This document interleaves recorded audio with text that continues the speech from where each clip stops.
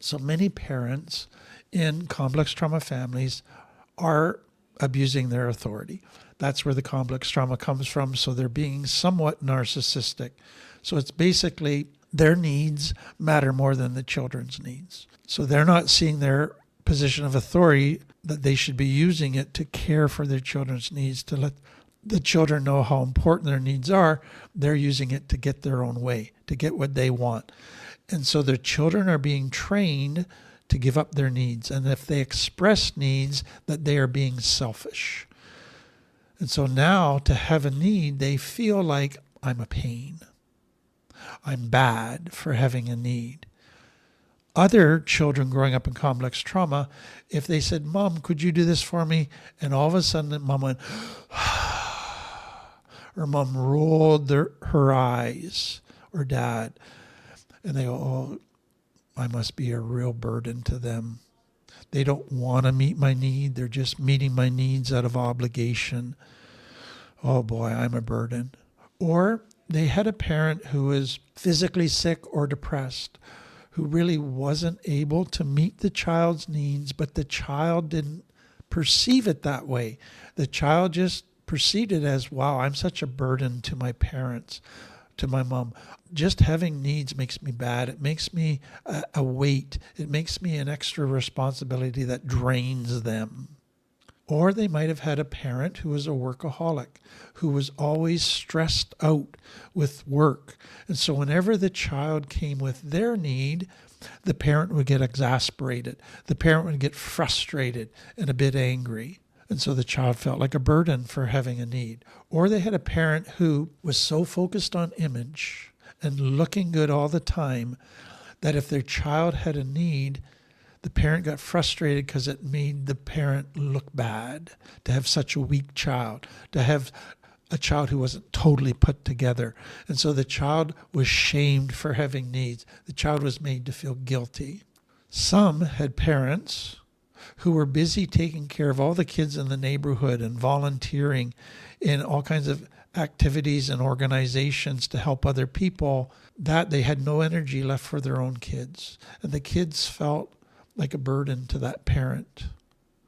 Some parents, they had never really grown up. They just had needs. And so now they wanted their children to take care of them. They wanted their children to comfort them, to listen to them, to do stuff for them. So the child had to become the parent. So now the child felt, if I have a need, I'll be a burden. Then some children grew up in a home where whenever they asked their parent for something, the parent made it all about themselves. Well, if you only knew how hard my life was, how difficult life was, and here you are wanting me to do stuff for you, and the child felt like a burden. Or some parents never saw their children, never got their children, never understood their child or even tried. And so the child just felt totally misunderstood, always felt like a burden and a pain. Some children were made to feel invisible. They just felt unseen, unheard. And part of what came with that is, if I'm visible, then I'm a burden. Then some child were made to be the hero, where they were always accomplishing, taking care of everybody, sacrificing, working hard. They were made to feel, if you ever have a need, shame on you. You're always supposed to be strong. And then some children grew up in homes where parents said, I'm going to teach you to bake. But the parent basically said, you better learn to do it perfectly the first time. If you leave a bit of a mess, if you don't do it perfectly the first time, I'm going to get frustrated. I'm going to get exasperated with you. I'm going to say, go away. You're just too much of a hassle. I'll do it myself. And the child felt like a burden. Some families basically taught their children that you only need family. Now their family is not available to them, and they feel guilty for asking other people. Others, you don't tell other people your problems. You don't air your dirty laundry. That was drilled into them. So now for them to talk to others who aren't in their family, they just feel guilty. They feel like this is awful. Some had parents who always played the victim, who were always super needy. And so you hated that about them.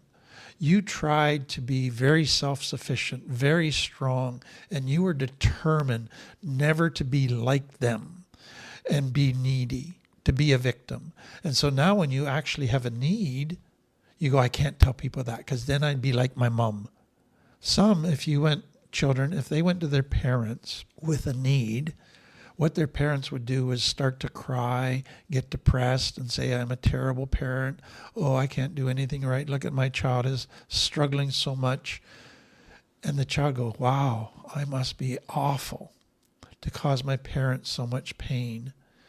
Or some grew up in a single parent family and mom had 4 kids and she just didn't have the energy to take care of your needs. You just felt like a burden. Some grew up with a parent who was always some new sickness or problem or pain every day. That's how they got attention. And so for you to come with a problem, well, that made them look bad. That made the focus off of them, and they made you feel bad for that. So many children ended up trying to have no needs, trying to be invisible, trying to take care of everybody else, but not have needs because they thought that would make the perfect family and that would make them the perfect kid and then they would be loved. To have needs is to be a burden. So what you can see is any of those 20 parenting types made a child feel like a burden or a pain. So let me just take that a little bit farther. What are some of the signs that you might have this today? Because a lot of people, again, haven't even really thought about whether this is a characteristic of shame in their life. So you're afraid to ask for help. You're afraid to inconvenience anybody with your problems. You're afraid to burden people with your problems. You're afraid to put too much on anybody. You think everybody's too busy for you or has their own problems to worry about. They don't need yours. You think you're not a priority with anybody or you're not worthy of other people's time or energy. You just don't want to be too much for people. Or you're afraid to look weak or too needy. You're proud of being strong. And that's been your identity, and you can never admit that you have weaknesses. You've basically always had the goal in life, which said that the sign of being healthy is self-sufficiency, that you do not need anybody. You love getting validation for taking on responsibility, and you see need as total weaknesses, and that people will look down on you for needs. You've worked hard to convince yourself that you don't have needs. You shut down any feeling of need in your life. You take any sign of tiredness in another person as, okay, I can't talk to them about my problems. You often feel abandoned, that nobody cares for you. You're more alert to the needs of others than you are to your own. And if you do have a need and you admit it to yourself, instead of sharing it with others, you go, oh, it's just because I had a hard day, or I just need to work harder, or I'm just weak. So you minimize it somehow to make it your fault. So again, shame's conclusion is that I can only feel good about myself if everybody likes me. And if somebody's upset with me, that proves I'm not good enough. So how do I make sure that nobody's ever upset with me? Never say no. Always do what everybody else wants. Never set a boundary with people. That leads to another piece to this that is important to understand. Often in complex trauma, the child again starts with their healthy natural instincts, so they say no. They set boundaries. That gets them in trouble. That gets them punished. But more than that, often it gets an anger reaction from the person they say no to, mom or dad. Anger intensifies the hurt that they receive. Anger then becomes something very scary to a child because something bad always happens when somebody is angry. So part of what happens is not just shame that says I need to have everybody like me, but it's I cannot get anybody angry because anger always leads to bad stuff. people get hurt really badly. There's often another component that's in some complex trauma families or in some cultures, and that is there's a teaching that it's wrong for children to say no, that children are to obey, children are to conform. That's what a good child does. It's all about the child conforming, obeying. So the child is trained, their conscience is trained to never say no to somebody in authority, because then they are bad. They are sinning. They are doing stuff that is shameful. And so to say no produces a deep sense of guilt for people.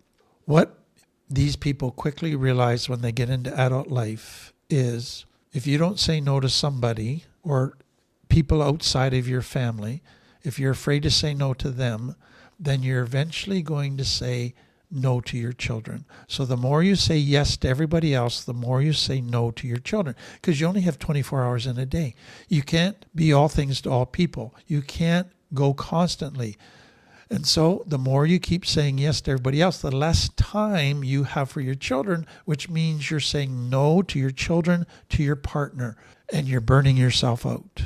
So you might be pleasing people, but you're hurting those you love the most. You're causing damage. You're hurting yourself. You're eventually going to get to the point where you can't say no to anybody. So part of recovery is learning to say no. It's learning that, yes, it causes fear in me. It might even cause guilt in me. It might even cause me to feel that this proves I'm not good enough. I'm a bad person.